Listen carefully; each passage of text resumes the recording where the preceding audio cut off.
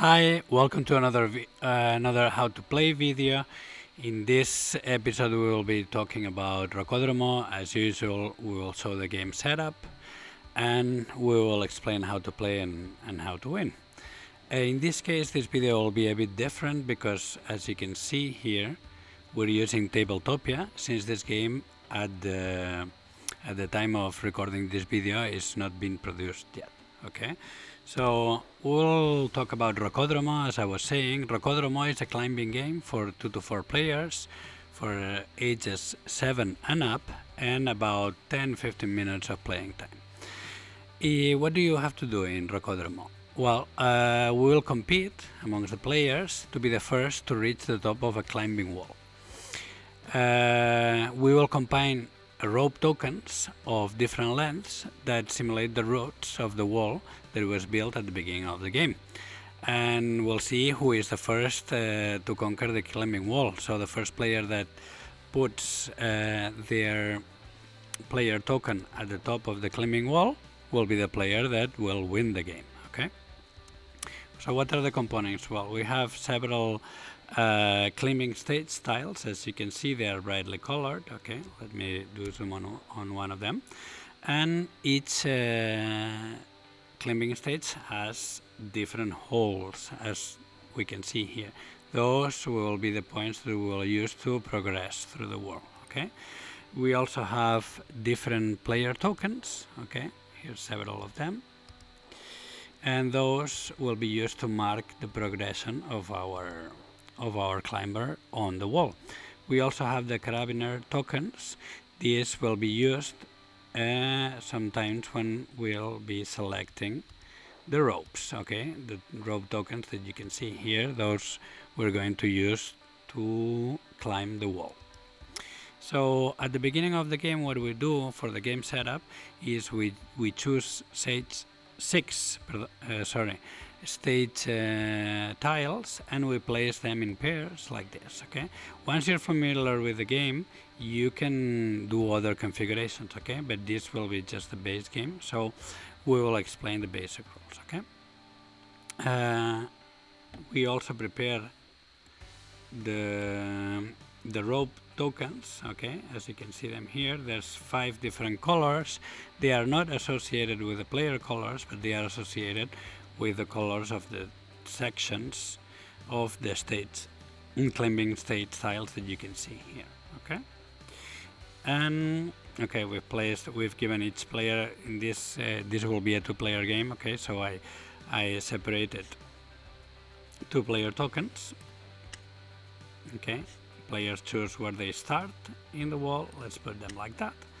And each player has a couple of carabiner tokens. Okay, so how does the game play? Well, it's very easy. Okay, this is a game that is aimed at all types of players. Okay, so we choose a starting player. Can be, for example, the last person that has been in a climbing wall, for example.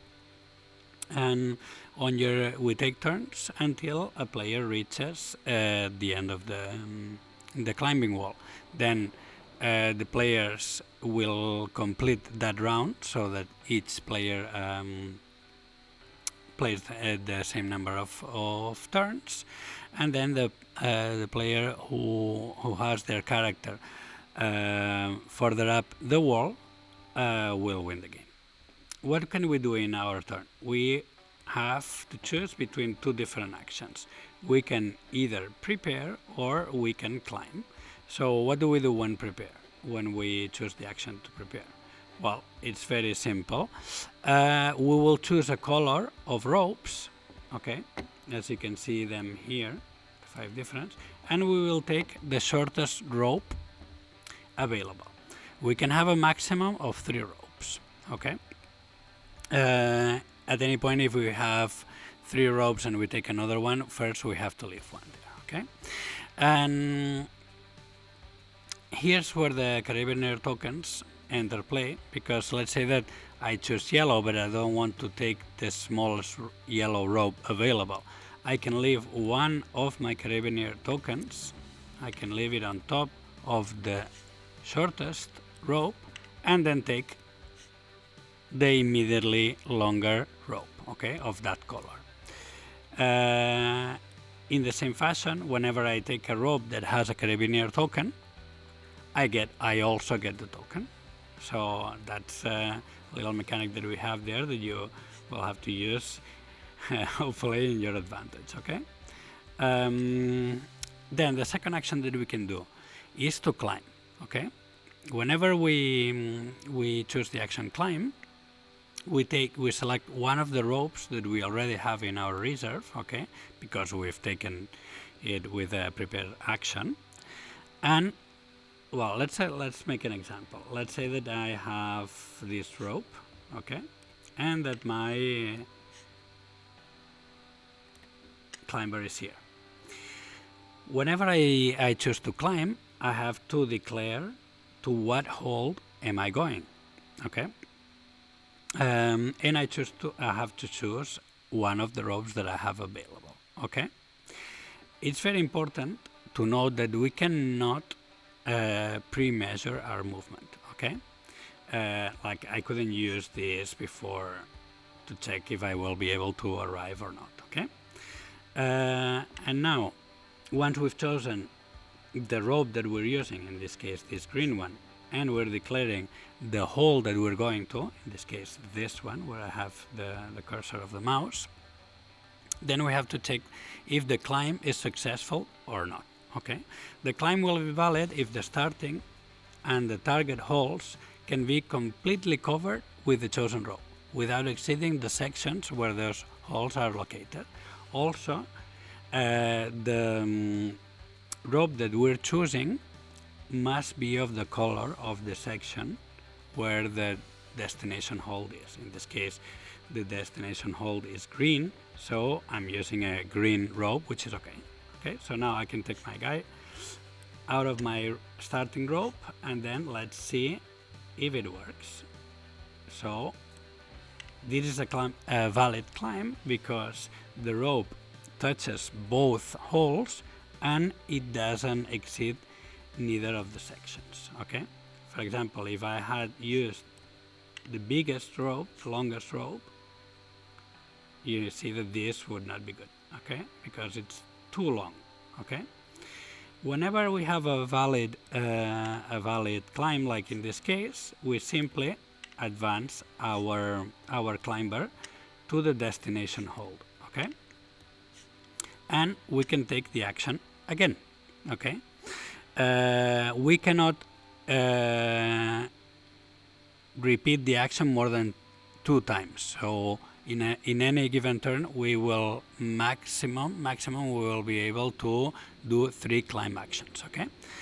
If the climb is not valid, the player gives back the rope they have used to the supply, okay? Putting it in the corresponding group. Like for example here, I would have to put it back here, okay?